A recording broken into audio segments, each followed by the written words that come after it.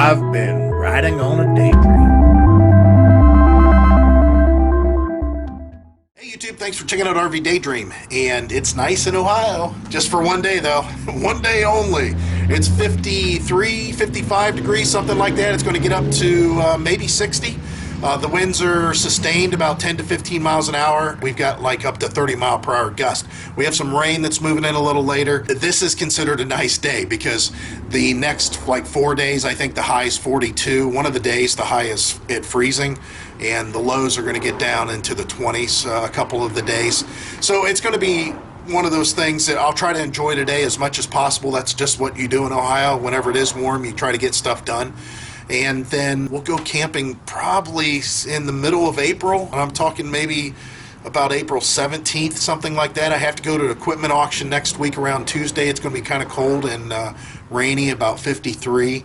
But it should get to the point where we're getting really close to being able to actually go out and camp somewhere. The work that I have to do today, if you've noticed behind me, it's free and clear from previous videos, and that's because of something that we alluded to earlier, and that's that cap on the truck. I dropped it off at the body shop and got it painted.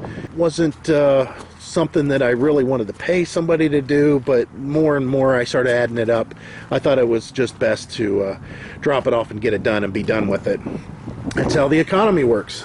But now you can hear echo. I'm missing something back here. The F-150 that I had prior for about 7 years had a bed rug in it. And I've got this pretty much prepped, but I have to get it cleaned. I have to do a lot of cleaning and scrubbing for the adhesive of the installation kit, which I'll show you, to put the bed rug in here. I also have to do the wiring for my third brake light, you can see right there. And then I have to do the wiring, you can see it's all sitting over here. Go to that dome light right there, because I use that dome light when we go camping to look in the back at night, obviously. I've got some towing mirrors that I purchased. I'll do a install review of those a little bit later. A couple videos down the road when we get closer to camping. And then I got this whole slew of stuff, but let me go ahead and show you what I'm talking about here. This is a bed rug. I don't know if you guys that have pickup trucks know what a bed rug is, but if you have a cap and you want something that's really comfortable, I know they're kind of expensive and they don't necessarily make them for all the older vehicles like they used to. So I've been hanging on to this one. I actually got this used on eBay, which actually it was just a customer return to the manufacturer, which is Wise Industries down in Tennessee. I used to sell these for a sport truck accessory company that I worked for years ago, and I could never find a downfall of having one.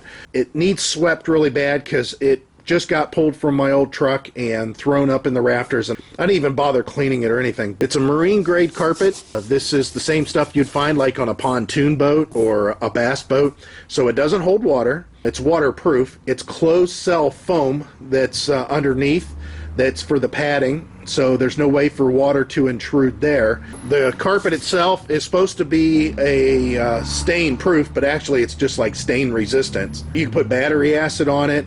You can put dirt, sawdust, sand. It doesn't make a difference as long as you're able to hose it out or pressure wash it out. Now I have a cap on my truck, so I don't ever do that. You could put these in the back of your truck with like a tonneau cover or nothing at all for that matter, but I really wouldn't suggest just running an open bed of a pickup with this in there. I don't think that that's really the best way. I bet you this thing would get really dirty after time, because you really gotta keep this clean. I mean, we sweep it with a household sweeper. Of course, there's a tailgate piece that's not padded so much, but this is the best part.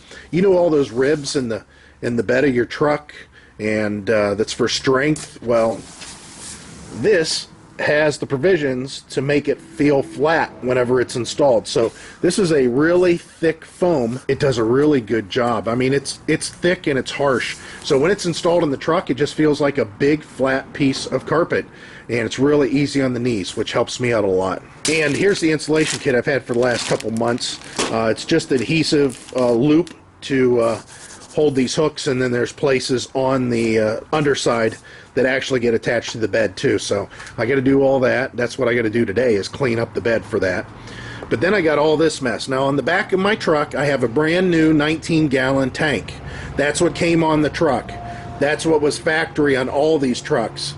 But I went ahead and bought a 38-gallon tank from an earlier model truck that has basically the same neck style, and I'm going to convert my fuel pump sender and put a new fuel pump on to put this 38-gallon tank on. The reason is because this 460 is pretty thirsty. Even though I have a 19-gallon tank on the front, this will give me 38 in the back, and I'll get quite a boost in distance that I can travel. The front pump on my truck currently has a problem with the check valve, allowing fuel to siphon in from the rear tank. It's called fuel tank migration. I mentioned that in an earlier video, so I've got to change that. And then I've got to install my 6A box. That's off the old F-150. Of course, there's a coil that goes along with this. I'm not sure where it's at. It's somewhere around here. And cap and rotor, high performance, heavy, thick, and then new plug wires.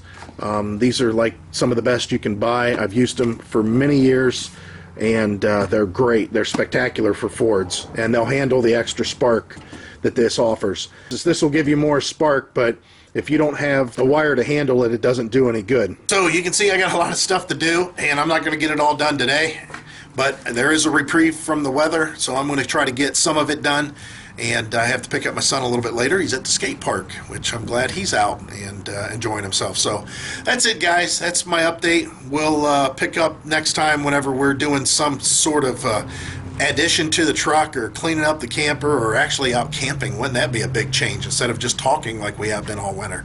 But I appreciate you guys watching, guys. I appreciate all the subscribers, all you guys out there that have been commenting and giving us good suggestions and chiming in with what you think about what's happening with us, and discussions that I've had. I really appreciate it. It's nice having that banter and that discussion whenever I'm cooped up in the house over the winter. So we'll try to give you some enjoyable shots. You can see, like I mentioned the other day, I mowed and rolled the lawn. I don't know if you can see the stripes out there, but yeah, that snow came in and it disappeared right away. But we got some cold coming yet again.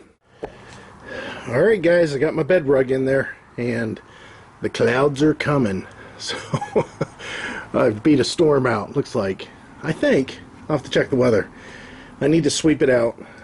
This is just leaves and some sawdust from last year, but it's in there. It's all fastened.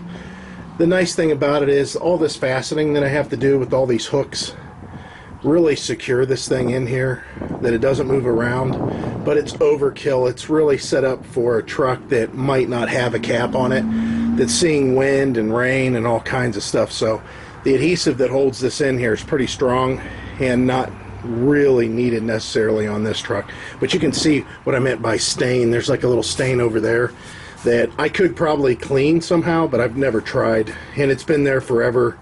I don't even know what it's from.